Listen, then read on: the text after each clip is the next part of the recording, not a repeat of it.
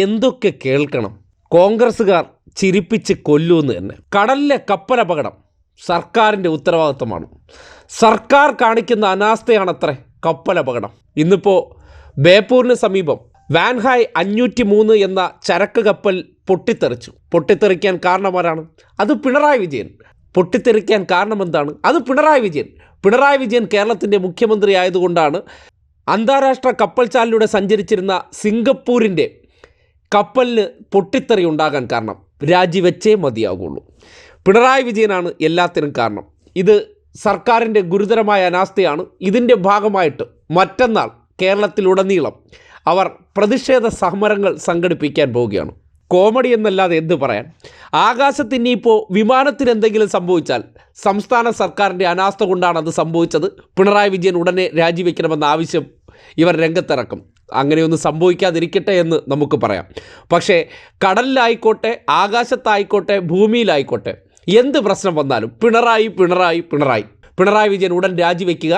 സിംഗപ്പൂരിൻ്റെ ചരക്ക് കപ്പൽ അന്താരാഷ്ട്ര കപ്പൽ ചാലിൽ വെച്ച് പൊട്ടിത്തെറിച്ചു. അതിൻ്റെ ഭാഗമായിട്ട് രക്ഷാപ്രവർത്തനങ്ങൾ തുടരുകയാണ്. സാധാരണഗതിയിൽ കോസ്റ്റ് ഗാർഡ്, നേവി എന്നൊക്കെ പറയുന്നത് കേന്ദ്ര സർക്കാരിൻ്റെ കീഴിൽ വരുന്നതാണ്. കടലുമായി ബന്ധപ്പെട്ട കാര്യങ്ങളിലെ സുരക്ഷിതത്വം ഉറപ്പാക്കുന്നതും അവിടെ നടക്കുന്ന പ്രശ്നങ്ങളെല്ലാം ഇടപെടുന്നതും അവരാണ്.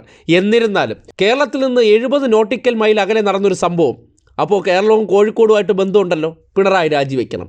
എങ്ങനെയുണ്ട്? അതായത് തുടരെയുള്ള കപ്പൽ അപകടം നടക്കാനുള്ള കാരണം സർക്കാരിൻ്റെ അനാസ്ഥയാണ്. പിണറായി വിജയൻ ഒരു ബോട്ടുമായി പോയി കടലിലൂടെ പോകുന്ന കപ്പലിനെ നിയന്ത്രിക്കുന്നില്ല എന്നുള്ളതാണ് അനാസ്ഥയുടെ പ്രധാന കാരണം. സതീശനാണ് മുഖ്യമന്ത്രി ആയിരുന്നതെങ്കിൽ രാവിലെ ഒരു ബോട്ടുമായിട്ട് നേരെ കപ്പൽ ചാലിലേക്ക് ചെല്ലും. എല്ലാ കപ്പലിനെയും അവിടെ നിന്ന് സതീശൻ 4 ദിക്കിലേക്കും വളരെ കൃത്യമായിട്ട് ഒരു പൊട്ടിത്തെറി ഉണ്ടാകാത്ത രീതിയിൽ പറഞ്ഞു വിടുന്ന സാഹചര്യമുണ്ടാകും. അത്രയും കഴിവുള്ള ഒരാളാണ് പുറത്ത് നിൽക്കുന്നത്. അയാൾ ഇരുന്നെങ്കിൽ ഇങ്ങനെയുള്ള ഒരു അപകടമേ കേരളത്തിൽ നടക്കില്ല. കാര്യം ഈ അപകടം നടക്കുന്നതിൻ്റെ റിമോട്ട് കൺട്രോൾ എല്ലാം സതീശൻ്റെ കയ്യിലുണ്ട്. ഉടനടി സ്ഫോടനം എന്തെങ്കിലും ഉണ്ടായിക്കഴിഞ്ഞാൽ റിമോട്ടിലൂടെ സ്വിച്ച് ഓഫ് ചെയ്യും. ആ സ്ഫോടനം അവിടെ തീരും. അതാണ് സതീശ മുഖ്യമന്ത്രിയുടെ കഴിവ്. പിണറായി വിജയൻ്റെ ഇത് വല്ലതുമുണ്ടോ? ഇങ്ങനെ കപ്പൽ ചാലിൽ പോകുന്നിടത്ത് അപകടം നടന്നു കഴിഞ്ഞാൽ പിണറായി വിജയൻ എന്ത് ചെയ്യണം? ഒരു മുഖ്യമന്ത്രി ഇങ്ങനെയാണോ ചെയ്യേണ്ടത്? നേരെ അവിടെ പോകണ്ടേ? സ്ഥലം സന്ദർശിക്കണ്ടേ?